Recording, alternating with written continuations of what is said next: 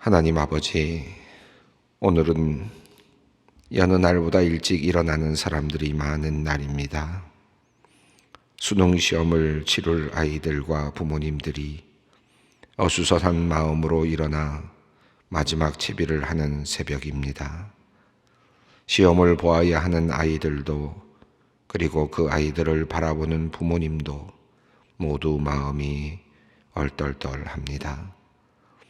시험을 보는 아이들을 위해 이 새벽에 성전을 찾은 이들도 있습니다.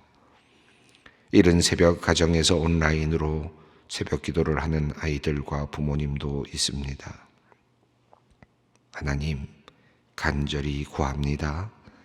신앙 안에서 자라나는 우리 아이들이 오늘 시험에서 마음이 당당하고 지혜로 충만케 하여 주시옵소서.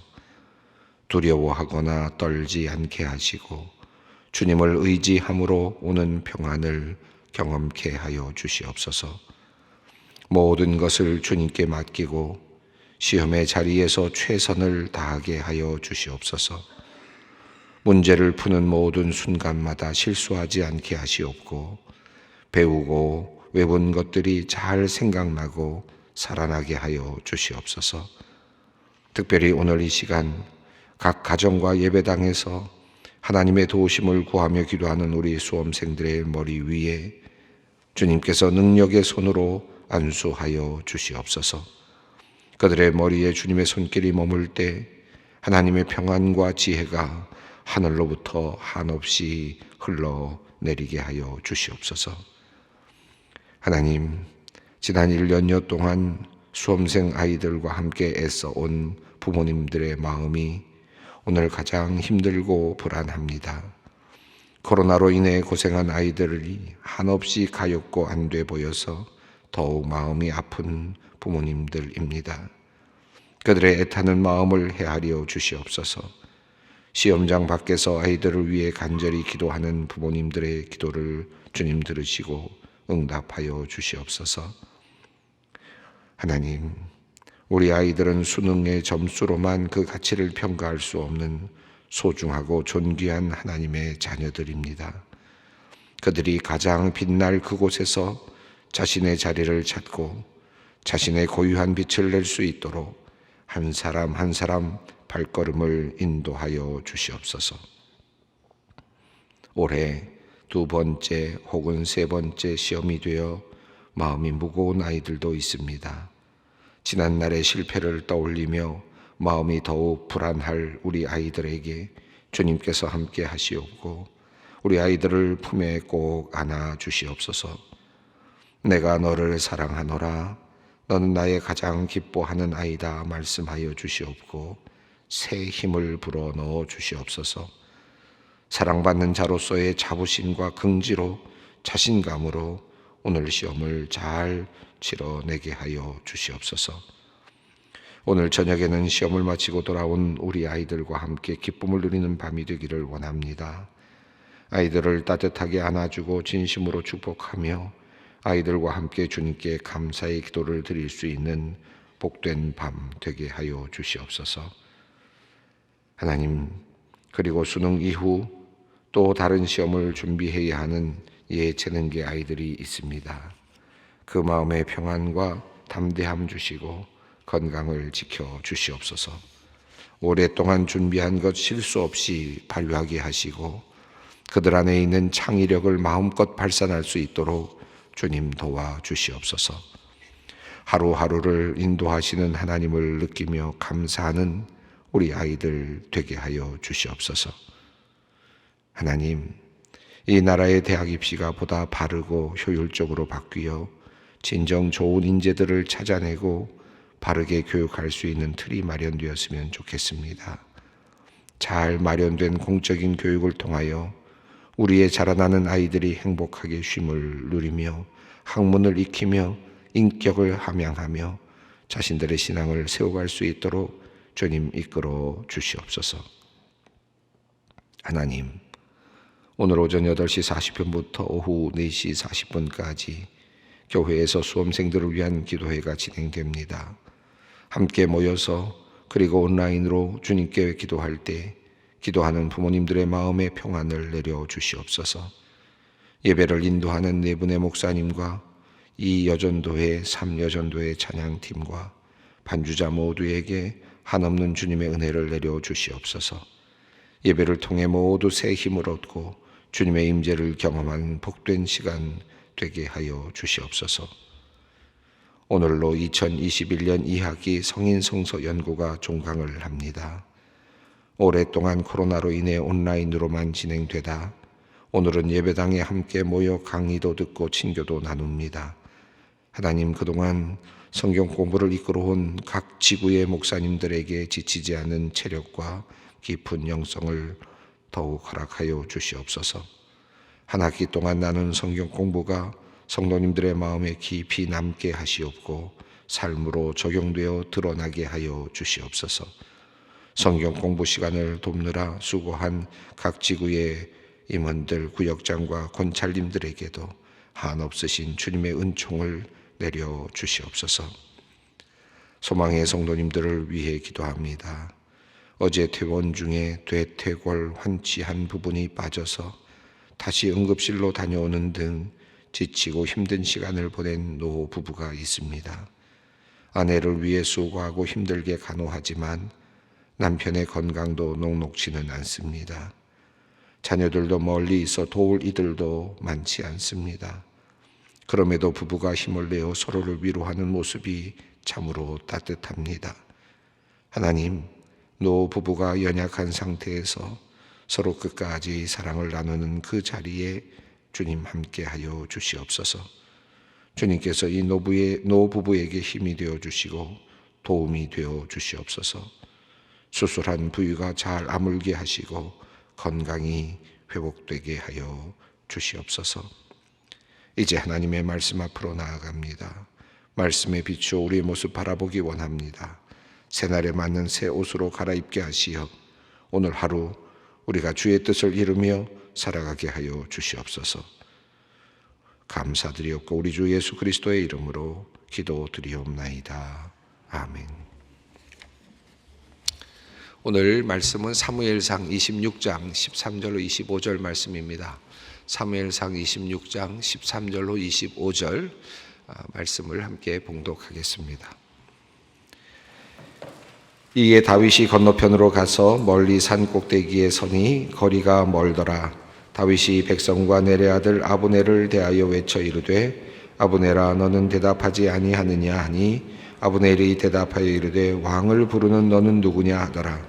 다윗이 아브넬에게 이르되 내가 용사가 아니냐 이스라엘 가운데서 너 같은 자가 누구냐 그러한데 내가 어찌하여 내 주 왕을 보호하지 아니하느냐 백성 가운데 한 사람이 내 주 왕을 죽이려고 들어갔었느니라. 내가 행한 이 일이 옳지 못하더라. 여호와께서 살아계심을 두고 맹세하노니 여호와의 기름 부음 받은 너희 주를 보호하지 아니하였으니 너희는 마땅히 죽을 자이니라. 이제 왕의 창과 왕의 머리 곁에 있던 물병이 어디 있나 보라 하니 사울이 다윗의 음성을 알아듣고 이르되 내 아들 다윗아 이것이 내 음성이냐 하는지라. 다윗이 이르되 내 주 왕이여 내 음성이니이다 하고 또 이르되 내 주는 어찌하여 주의 종을 쫓으시나이까 내가 무엇을 하였으며 내 손에 무슨 악이 있나이까 원하건대 내 주 왕은 이제 종의 말을 들으소서. 만일 왕을 충동시켜 나를 해하려 하는 이가 여호와시시면 여호와께서는 제물을 받으시기를 원하나이다마는 만일 사람들이면 그들이 여호와 앞에 저주를 받으리니 이는 그들이 이르기를 너는 가서 다른 신들을 섬기라 하고 오늘 나를 쫓아내어 여호와의 기업에 참여하지 못하게 함이니이다. 그런즉 청하건대 여호와 앞에서 먼 이곳에서 이제 나의 피가 땅에 흐르지 말게 하옵소서. 이는 산에서 메추라기를 사냥하는 자와 같이 이스라엘 왕이 한 벼룩을 수색하러 나오셨음이니이다. 사울이 이르되 내가 범죄하였도다. 내 아들 다윗아 돌아오라. 내가 오늘 내 생명을 귀하게 여겼은즉 내가 다시는 너를 해하려 하지 아니하리라. 내가 어리석은 일을 해야 했으니 대단히 잘못되었도다 하는지라. 다윗이 대답하여 이르되 왕은 창을 벗어서 한 소년을 보내어 가져가게 하소서. 여호와께서 사람에게 그의 공의와 신실을 따라 갚으시리니 이는 여호와께서 오늘 왕을 내 손에 넘기셨으되 나는 손을 들어 여호와의 기름 부음 받은 자가 치기를 원치 아니하였음이니이다. 오늘 왕의 생명을 내가 중히 여긴 것 같이 내 생명을 여호와께서 중히 여기셔서 모든 환난에서 나를 구하여 내시기를 바라나이다 하니라. 사울이 다윗에게 이르되 내 아들 다윗아 내게 복이 있을지로다. 내가 큰 일을 행하겠고 반드시 승리를 얻으리라 하니라. 다윗은 자기 길로 가고 사울은 자기 곳으로 돌아가니라. 아멘.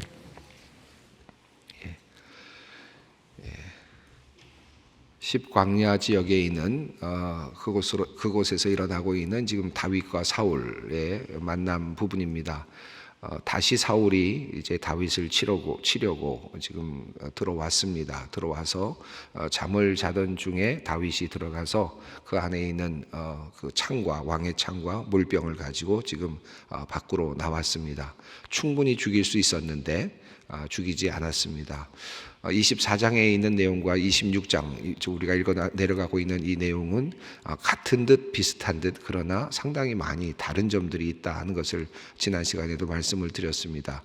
홀로 들어가서 엔게디 굴 속에 들어가서 무방비 상태에 있었던 사울과는 달리 또 이 광야 십광야에서의 이런 이야기는 많은 사람들이 함께 지금 지키고 있는 상황이었지만 여호와께서 그 모든 군사들을 잠들게 하심으로 또 그들을 무력하게 하시고 얼마든지 다윗이 들어가서 그를 해할 수도 있는 상황으로 그렇게 만들어졌다라고 하는 사실도 우리가 확인할 수 있었습니다.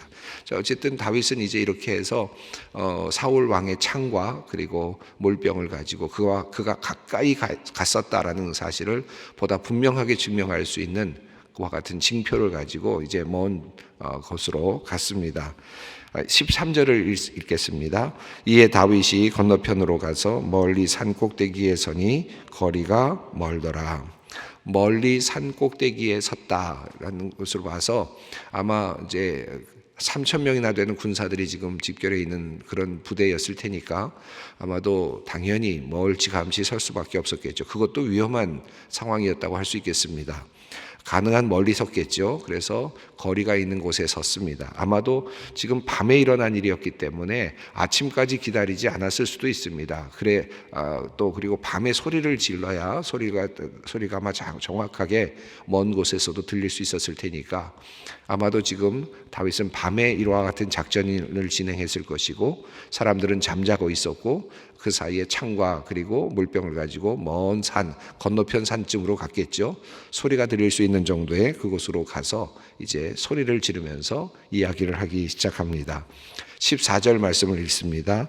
다윗이 백성과 넬의 아들 아브넬을 대하여 외쳐 이르되 아브넬아 넌 대답하지 아니하느냐 하니 아브넬이 대답하여 이르되 왕을 부르는 너는 누구냐 하더라.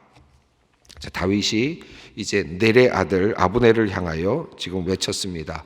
사울을 향하여 외쳐야 할 것 같은데 여기서는 사울을 향하여 외쳤다라는 소리가 없고 아브넬을 향하여서 외치는 그런 소리가 있었습니다. 아마도 다윗은 전략적으로 아브넬에게 말을 걸면서 자기 자신이 다윗이라는 사실을 암묵적으로 알려주는 것 같습니다. 이 아브넬을 향하여 외쳐서 이르면서 너는 대답하라 아브넬에게 이야기하자 아브넬이 너는 왕을 부르는 너는 누구냐 이렇게 이야기를 합니다. 이 왕을 부르는 너는 누구냐라는 말 속에서 아마도 다윗이 사울을 부르기도 했겠다. 여기서 지금 그 내용이 지금 축소되어 있습니다만은 사울 왕이여라는 말도 불렀을 가능성이 높지요. 그리고는 아브넬이라고 하는 이름을 불렀을 가능성이 있겠습니다. 사울이 어리둥절한 사이에 아브넬이 먼저 대답했다고도 볼 수 있겠습니다. 아브넬에 대하여 외쳐 이르되 너는 대답하지 아니하냐라고 이렇게 말하자 왕을 부르는 너는 누구냐 학고레라고 하는 이제 왕을 부르는 자라는 뜻으로 부르다라는 그런 단어를 사용하고 있습니다. 왕을 부르는 너는 누구냐라고 이렇게 물으면서 아브넬이 이제 대답을 했습니다. 자, 그러자 15절입니다. 다윗이 아브넬에게 이르되 내가 용사가 아니냐? 이스라엘 가운데 너 같은 자가 누구냐? 그러한데 내가 어찌하여 주 왕을 보호하지 아니하느냐? 백성 가운데 한 사람이 주 왕을 죽이려고 들어갔었느니라.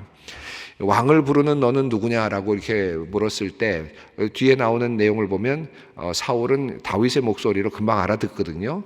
내 아들 다윗이냐 이렇게 이제 이야기를 하는데 아브넬은 이 소리가 무슨 소리인지 잘 모르고 부르는 너는 누구냐라고 이렇게 이야기를 했습니다. 그러자 이제 아브넬에게 네가 용사가 아니냐 어떻게 네가 주 왕을 보호하지 못했느냐 이러면서 이제 다윗이 이야기를 해 들어가죠. 이 아브넬이라고 하는 이 장군이죠. 군대 장군일 텐데 사울을 호위하는 장군의 모습으로 나타나는데 사실은 가만히 아브넬을 살펴보면 좀 우스꽝스럽고 능력 없고 그리고 계속 엇박자를 내는 그와 같은 사람으로 그려지는 것 같아요. 이 아브넬이라고 하는 인물이요. 마치 그 사울을 호위하면서 굉장한 권력을 행사하는 것 같은 아주 대단한 장군 같은 느낌이 드는데 항상 사울은 이제 아브넬이 호위하고 다니는 상황으로 이렇게 표현이 되고 있는데 예를 들면 이렇습니다. 골리앗이 나와서 지금 40일 동안 싸우자 누구든지 나와서 싸우자 라고 이렇게 외치고 있을 때 사울 왕이 벌벌 떨고 있었지 않습니까? 그러면 가장 나서야 될 사람이 누구이겠습니까? 그 군대의 장관인 아브넬이겠죠. 장수가 그 정도는 돼야 되지 않겠습니까? 그래야 나가서 골리앗과 싸웠어야죠, 당연히. 근데 아브넬은 나가서 싸우지를 못했습니다. 그리고 나갔다는 기록도 없습니다. 그냥 모든 이스라엘 그 군사들이 다 기가 죽어가지고 두려워 떨고 있었다라고 되어 있거든요. 그러니까 아브넬은 군대 장관으로서 왕을 호위하는 그 장군으로서 실제적으로는 역할을 못했다라고 볼 수 있겠죠. 그리고 또 어떻게 됐습니까? 이 다윗이 나가서 물맷돌로 이제 그 치러 나갈 때 그때 사울이 이제 묻지 않습니까? 저 누구냐? 라고 물을 때 저 아이는 누구냐라고 물을 때 이 아브넬이 누구의 아들이냐라고 물어볼 때 이 아브넬이 뭐라 여호와 앞에서 맹세하노니 내가 결단코 알지 못합니다 이렇게 얘기하거든요. 충분히 다윗이 누구인지 알았을 법한데 그 수금을 타는 자리에 가서 사울이 힘들 때마다 수금을 탔던 다윗을 모를 리가 없는데 아브넬은 모릅니다. 라고 이렇게 쉽게 대답을 합니다. 마치 그냥 별 생각하지 않고 갑자기 물어오니까 갑자기 저 모르겠는데요 말하는 것 같은 그런 만화 같은 그런 표현이에요. 사실은 이 아브넬에 대한 이야기는 계속 그렇게 나타납니다. 뒤에 이제 사무엘하로 가면 요압에게 이끌려서 이제 속아서 아브넬이 이제 가서 결국은 이제 살해되는 내용이 또 나오거든요. 그러니까 이 아브넬은 참 바보 같은 이제 그런 모습으로 나타나는 왕을 호위하지만 실제적으로 능력 없는 무능력한 그런 장군처럼 이렇게 나타납니다. 실제로 엔게디 경우도 마찬가지죠. 엔게디의 왕이 뒤를 보기 위해서 들어갔다라고 되어 있지만 물론 뭐 뒤가 급하니까 급하게 뭐 수색을 하고 그럴 수가 없었다고도 볼 수 있겠지만 호위병이라면 또 왕을 보호하는 군사들이었다면 적어도 굴 한 번쯤은 수색을 하고 그리고 또 왕을 보호하는 일을 했어야 되는데 그것도 그냥 하지 않았습니다. 그냥 혼자 사울 왕이 들어가도록 하고 아브넬은 바깥에 있는 그런 구조가 되어 있는 거죠. 오늘 본문도 그렇죠. 충분히 많은 지금 군사들을 데리고 갔고 3천 명이나 되는 군사들이 있었는데 물론 하나님께서 그들을 모두 다 잠에 들게 하셨으니까 어쩔 수 없는 상황이었겠지만 아브넬은 또 여기서도 어떤 역할도 하지 못했습니다. 자, 그러니까 실제로 무능력해 보이는 그런 장관이고 장군이었습니다. 자, 이제 다윗은 그를 향하여서 꼬집습니다. 내가 누구냐 도대체? 너는 왕을 보호해야 될 임무를 갖고 있는데 벌써 두 번이나 뚫렸다. 라고 하는 거죠. 이미 너는 왕을 보호할 수 있는 자리에 있었고 또 해야만 되는 자리에 있었는데 너는 그 일을 제대로 감당하지 못했다. 두 번째나 벌써 너는 그 일을 실패했다라는 거죠. 여기서 두 번이라는 표현은 없지만 다울은 그것을 지금 이미 암시하고 있다고 볼 수 있겠습니다. 자, 그런데 이미 내 주 왕을 지금 죽이려고 누군가가 들어갔었다. 라고 말하고 있습니다. 자, 16절 말씀을 읽습니다. 내가 행한 이 일이 옳지 못하도다. 여호와께서 살아계심을 두고 맹세하노니 여호와의 기름 부음 받은 너희 주를 보호하지 아니하였으니 너희는 마땅히 죽을 자이니라. 이제 왕의 창과 왕의 머리 곁에 있던 물병이 어디 있나 보라 하니. 자, 확실하게 보여주지요. 자, 네가 지금 가지고 있는 사울 왕이 쓰던 창, 이 창은 계속해서 이 굉장히 의미 있는 그런 하나의 그 물건으로 계속 등장해 왔습니다. 단창을 들고 있다가 다윗에게 던지는 그런 장면도 나왔고, 마치 그 왕의 어떤 술처럼, 왕이 가지고 있는 하나의 지팡이처럼 그렇게 이 사울은 이 창을 가지고 다녔던 것 같아요. 그러니까 왕권의 상징이었던 것 같기도 하고, 때로는 그것으로 보호하기도 하고, 또 그것으로 다윗을 찌르려고 던지는 것처럼 그렇게 난폭하게 행동을 하는, 어찌 보면 왕권이 살아있음을 보여주는 어떤 사울 왕에게 매우 중요한 그런 징표와도 같은 도구였을 것 같습니다. 자, 그것이 있나 봐라 라고 묻습니다. 그리고 물병이 있나 봐라. 창만 훔쳐온 것이 아니라 물병까지도 지금 가지고 왔습니다. 자, 찾아보니까 없겠죠, 당연히. 이제 아마 그들 사이에서는 나름대로 이게 지금 없어졌구나, 그리고 누군가가 가까이 왔다 갔구나 하는 사실이 알려지는 그런, 이제 확인되는 그런 상황이었을 것입니다. 자, 이런 지금 정말 얼떨결에 당하고 있는 것 같은, 아브넬은 그냥 잠자다가 깨가지고 얼떨결에 지금 당하고 있는 상황인데, 이때 사울이 다윗의 음성을 알아듣고 끼어듭니다. 그리고 17절부터는 사울이 직접 이제 다윗과 대화를 나누는 장면입니다. 17절입니다. 사울이 다윗의 음성을 알아듣고 이르되 내 아들 다윗아 이것이 내 음성이냐 하는지라. 다윗이 이르되 내 주 왕이요 내 음성이니이다 하고.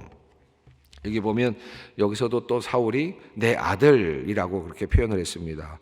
그런데 이미 앞서 보면 미갈 자신의 딸을 이제 다윗에게서 빼서 다른 사람에게 사위를 맡고 다른 사람에게 주지 않습니까? 그러니까 이미 이제는 다윗과의 사울과의 관계는 아버지 아들의 관계는 아니죠. 물론 이제 그 사위니까 그런 의미에서 보면 하나의 아버지와 아들의 관계라고도 볼 수 있었을 텐데, 이미 사울은 미갈을 다른 이에게 보냈기 때문에 이제는 어떤 관계도 아닙니다. 그럼에도 불구하고 사울은 지금 내 아들 다윗아라고 말하면 마치 아직도 내 그 관계에 있는 것처럼 그렇게 표현을 하면서 도리어 반가운 듯 이렇게 이야기를 하고 있습니다. 그러나 다윗은 그 24장에서는 아버지라는 표현을 쓰고 있습니다만은 26장에서는 아버지라는 표현을 쓰지 않습니다. 내 주 왕이여라고 그렇게 바꾸어서 부르고 있습니다. 관계가 이제 변해 있는 모습을 볼 수 있는데요. 18절 읽습니다.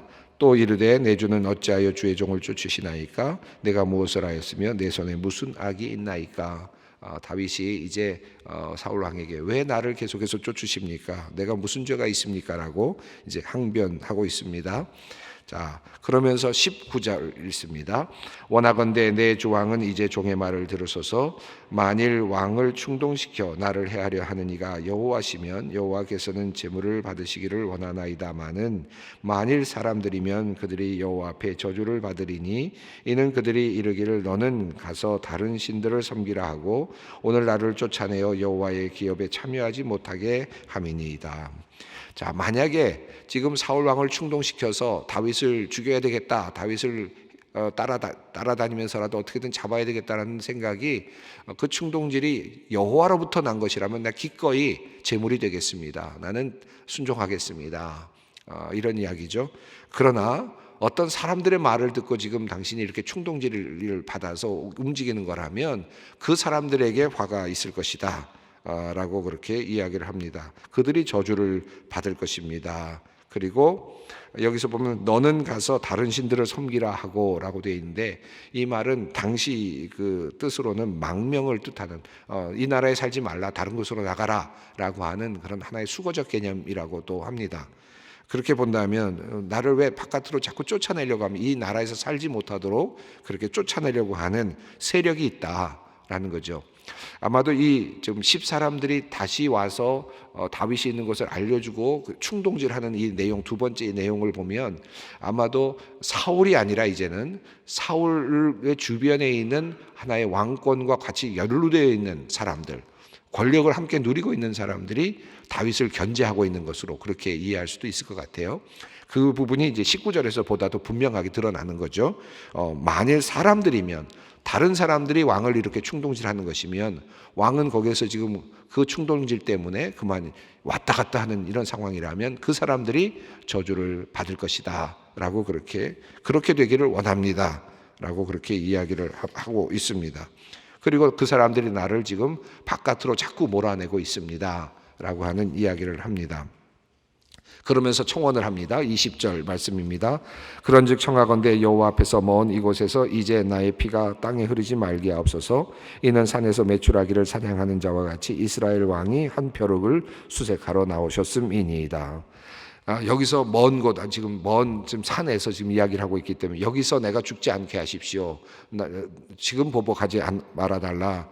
그리고 여기서 산에서 메추라기를이라고 되어 있는데 여기서 핫고레라는 단어가 사용되니까 메추라기이기도 하고 부르는 자이기도 합니다. 아까 그 아브넬이 왕을 부르는 자가 누구냐, 핫고레라는 단어를 썼는데 여기서 부르는 자로, 이렇게 부르는 자를 사냥하는 것처럼 하지 말아달라, 이렇게 하나의 언어적 유희이기도 합니다. 이스라엘 왕이 벼룩을 수색하러 왔다. 24장에서 죽은 개와 벼룩을 잡으러 오셨습니까? 라고 말했는데 여기서도 자기 자신을 극히 낮추면서 나는 벼룩과 같은 존재다 라고 그렇게 이야기를 합니다. 자, 그러자 21절 22절 있습니다. 사울이 이르되 내가 범죄하였도다. 내 아들 다윗아 돌아오라. 내가 오늘 내 생명을 귀하게 여겼은즉 내가 다시는 너를 하지 아니하리라. 내가 어리석은 일을 하였으니 대단히 잘못되었도다 하는지라. 다윗이 대답하여 이르되 왕은 창을 보소서 한 손을 보내어 가져가게 하소서. 이 사울이 이제 두 번째로 26장에서 이야기할 때는 자기 자신의 잘못을 시인합니다. 그리고 너를 해치지 않겠다라고 이야기를 합니다. 24장에서는 너는 왕이 될 것이다. 네가 왕이 될 것인데 우리 가문을 해하지 말아달라. 그 약속만 하거든요. 내가 너를 해하지 않겠다는 약속은 하지 않습니다. 그런데 이번에는 내가 너를 해하지 않겠다라고 또 약속을 합니다. 하지만 사울의 이러한 약속은 별 의미가 없죠. 지금 그는 왕입니다. 자기 마음대로입니다. 바뀌면 바뀌는 대로 그건 법이 되는 거죠. 지금 그렇게 사울 왕은 지금 자기 마음대로, 자기 생각대로 죽이겠다고 했다가 또 괜찮았다가 또 죽이겠다 마음대로 합니다. 이게 왕의 권한이라고 할 수 있습니다.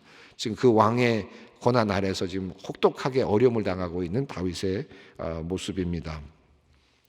여호와께서 이제 그를 신실하게 대하여 달라고 이야기를 하고, 그리고 다윗을 이제 사울이 축복하듯이 25절에서 축복을 하고 서로 이제 나누어지는 장면이 나옵니다. 25절 말씀을 읽습니다.